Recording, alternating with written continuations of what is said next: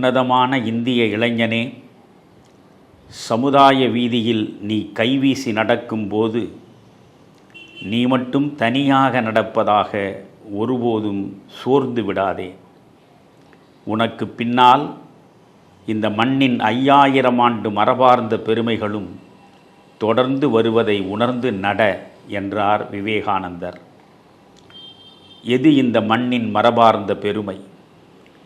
துறவும் தொண்டும் மட்டுமே இந்த அன்னை பூமியின் அரிய தேசிய லட்சியங்கள் என்கிறார் விவேகானந்தர். துறவு என்பது எல்லாருக்கும் எளிதில் சாத்தியமில்லை.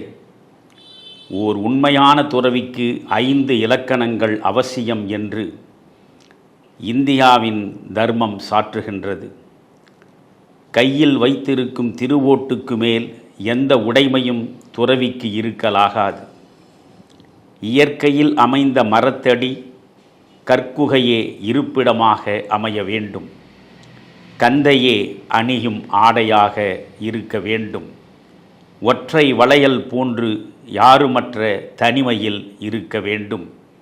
பேதமற்று அனைத்து உயிர்களிடத்தும் அன்பு செய்ய வேண்டும். இந்த 5 இலக்கணங்களுடன் இன்று ஒரு துறவியையும் நம் வாழ்கால சமுதாயம் சந்திக்க வாய்ப்பில்லை. காவி உடுத்து, கற்றை சடைமுடி வளர்த்து, கமண்டலமேந்தி, கானகத்தில் அத்துவான தனிமையில் கண்மூடி தவமிருக்கும் துறவை விவேகானந்தர் விரும்பவில்லை. அவருடைய துறவு என்பது எல்லாவற்றையும் நீத்தல் இல்லை, சுயநலமின்றி அனைத்து உயிர்கள் மீதும் அன்பு செய்து ஆறத் தழுவி அவற்றின் நலனுக்காக தன்னை முற்றாக அர்ப்பணம் செய்வது. சந்நியாசம் என்பது வாழ்வை துறப்பது அன்று, செய்யும் செயலின் பலனை துறப்பது. வேள்வி என்பது நெய்யூற்றி நெருப்பு வளர்ப்பதல்ல, சமூக நலன் என்னும் அக்கினியில் சுயநல ஆசைகளை சுட்டெரிப்பது. இந்த புரிதலோடு பொது வாழ்வின் இன்றைய இளைஞர்கள் ஈடுபட வேண்டும். அதுதான் ஆன்மீக ஞானி விவேகானந்தரின் ஆசை கனவு. விவேகானந்தர் வலியுறுத்திய தொண்டும் துறவும் கொண்ட மனிதர்களை பொது வாழ்வில் இன்று நாம் கண்டெடுக்க வேண்டாமா? அப்படிப்பட்ட மனிதர்கள் இந்த மண்ணில் நரம்போடும் சதையோடும் நடமாடவில்லையா? கடந்த காலத்தை கொஞ்சம் திரும்பி பார்ப்போம். மூட நம்பிக்கைகளில் மூழ்கி கிடந்த தமிழினத்தை தட்டி எழுப்பி அறிவுச் சுடர் கொளுத்திய பகுத்தறிவு பகலவன் பெரியார். ஈவே ராமசாமி என்கிற நான் திராவிட சமுதாயத்தை திருத்தி உலகிலுள்ள மற்ற சமுதாயத்தினரைப் போல் மானமும் அறிவும் உள்ள சமுதாயமாக ஆக்கும் தொண்டை மேற்கொண்டு அதே பணியாயிருப்பவன் என்று பிரகடனம் செய்து பொது வாழ்வுக்கு வந்தவர் பெரியார். இந்த நாட்டில் பார்ப்பனர், பஞ்சமர், பறையர், சக்கிலிகர் இன்னும் எந்த சாதியினரையும் காண முடியாது. பெயரை கூட காதில் கேட்க முடியாது. எல்லாரும் மனிதர்கள் என்று எங்கு பார்த்தாலும் முழங்க வேண்டும். இதுவே நம் முதல் லட்சியம் என்று முழங்கி இந்த மண்ணில் சாதிகளற்ற சமுதாயம் மலர்வதற்கு தள்ளாத வயதிலும் இடையறாது உழைத்த மகத்தான மனிதர் பெரியார். தேர்தல் களத்தில் வாக்குகளை பெறுவதற்காக நாக்கியாகம் நடத்தாதவர் அவர். அரசியல் களத்தில் அடியெடுத்து வைப்பதற்கு முன் தான் வகித்த ஈரோடு முனிசிபல் சேர்மன் பதவியை துறந்தார். 1919களில் மாத வருவாய் 20,000 தந்த வணிக நிறுவனத்தை இழுத்து மூடினார். கதர் துணியை தலையில் சுமந்து தெரு தெருவாய் விற்றார். கள்ளுக்கடை மறிகளில் மனைவியுடன் கைதானார். கள் தரும் மரங்கள் என்பதற்காக தனக்கு சொந்தமான 500 தென்னை மரங்களை வெட்டி வீழ்த்தினார். தாழ்த்தப்பட்ட புலையரும் ஈழவரும் கோயில் வீதியில் நடக்க வைக்கத்தில் போராடி சிறை சென்று வெற்றி வீரராய் வலம் வந்தார்.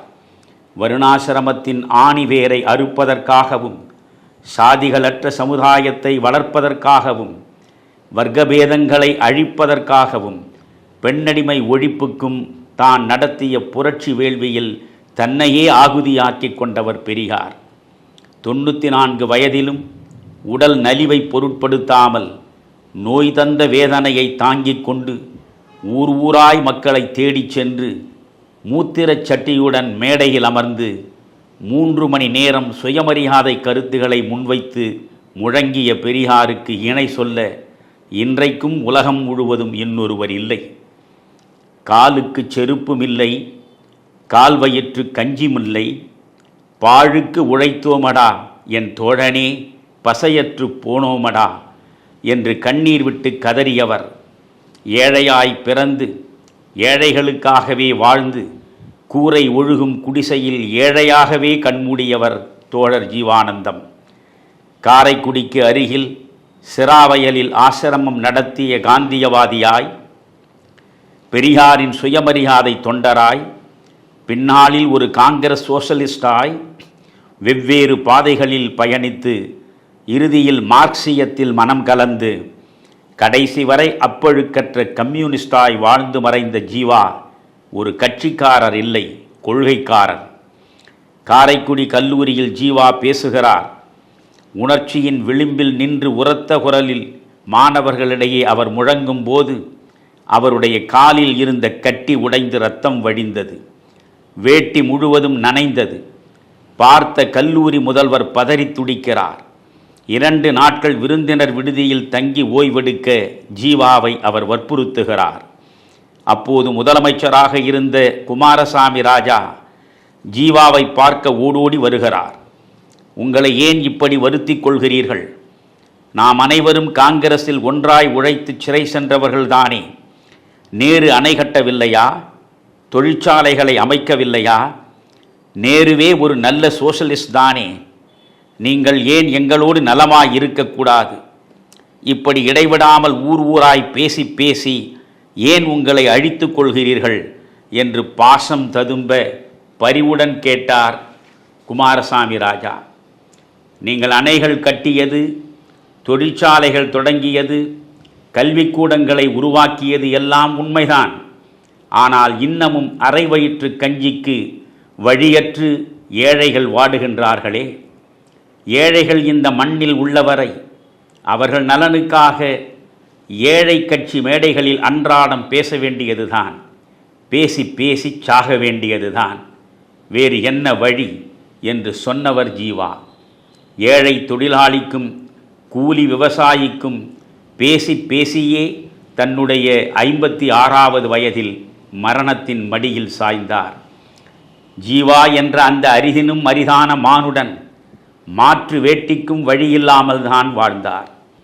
வண்ணாரப்பேட்டை சட்டமன்ற உறுப்பினராய் 1952 தேர்ந்தெடுக்கப்பட்ட பின்பும் சேரி குடிசையில்தான் விளிம்பு நிலை மனிதர்களுடன் வாழ்ந்தார்.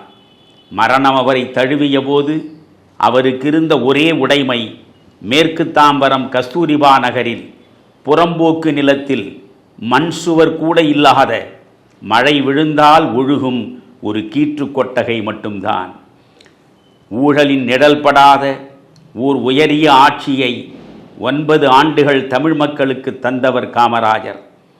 இருண்ட ஏழை நெஞ்சங்களில் கல்வி வெளிச்சத்தை இலவசமாக பாய்ச்சி, ஆறுகள் ஓடும் இடங்களிலெல்லாம் அணைகள் கட்டி, விவசாயத்தை வளர்த்து, தொழில் வளர்ச்சியில் தமிழகத்தை இந்தியாவில் 2ஆம் இடத்தில் நிறுத்தி, பொய்மையும் போலித்தனமும் இன்றி நேர்மையான நல்லரசியல் நடத்தி, ஆட்சி அதிகாரத்தை தானாகவே துறந்து, தேர்தலில் தோற்ற பின்பும் கண்மூடும் வரை மக்கள் நலனுக்காகவே தொண்டு புரிந்தவர் பெருந்தலைவர் காமராஜர்.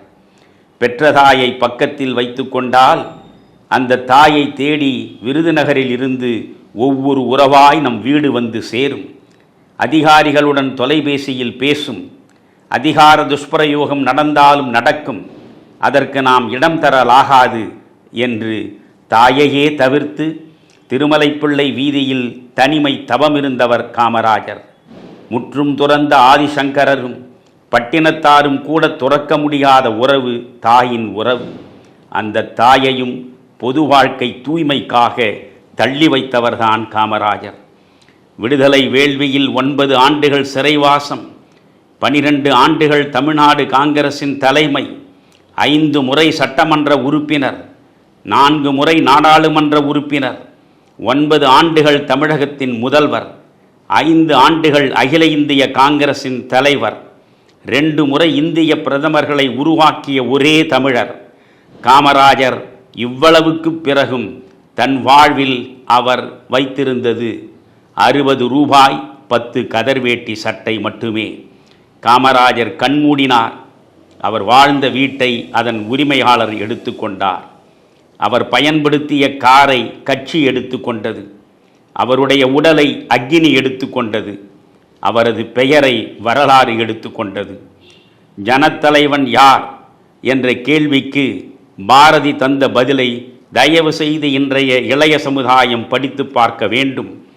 யாவன் ஒருவன் தனது தேசமாகிய இந்தியாவானது இந்த வறிய நிலையில் இருப்பது பற்றி இராப்பகல் வருந்துகிறானோ, யாவன் ஒருவன் இந்த 30 கோடி இந்தியரும் வயிறார உண்பதற்கு உணவும் உடுக்க உடையுமின்றி தவிக்கிறார்களே என மனமிறங்கி கண்ணீர் சொரிகிறானோ, யாவன் ஒருவன் பொதுஜனங்களுக்கு வந்த சுகதுக்கங்களும் கஷ்ட நஷ்டங்களும் தனக்கு வந்ததாக எண்ணி அனுதாபிக்கிறானோ, யாவன் ஒருவன் இந்த துன்பங்களை நிவர்த்திப்பதன் பொருட்டு தனது உயிரையும் இழக்க தயாராக இருக்கிறானோ, அவன் ஒருவனே ஜனத்தலைவன் என்கிறான் பாரதி. திருத்தப்படாத நிலம் பயனற்று போகும். தடுக்கப்படாத வெள்ளம் தாளாத துன்பத்தை தரும். கடிவாளம் இல்லாத குதிரை கண்டபடி ஓடும். நம் இந்திய சமூகத்தின் பொது வாழ்க்கை இப்போது கலர் நிலமாய், காட்டாற்று வெள்ளமாய், கடிவாளமற்ற குதிரையாய் நசிந்து விட்டது. சமூக பொறுப்புணர்வுடன் இனி இளைஞர்கள்தான் இதை சீர் செய்ய வேண்டும். பாரதியின் பார்வையில் பெரியாரும் காமராஜரும் ஜீவாவுமே உண்மையான ஜனத்தலைவர்கள். தன்னலம் மறுத்து பொதுநலத்துக்காக தொண்டாற்றும் மனிதர்கள்தான் விவேகானந்தரின் பாதையில் உண்மையான துறவிகள். அவர்கள் ஆன்மீகத்தில் இருந்தால் என்ன, அல்லது அரசியல் அரங்கில் வந்தால் என்ன, பெரியாரும் பெருந்தலைவரும் ஜீவாவும் துறவிகள் இல்லையெனில் இங்கே யார் துறவி?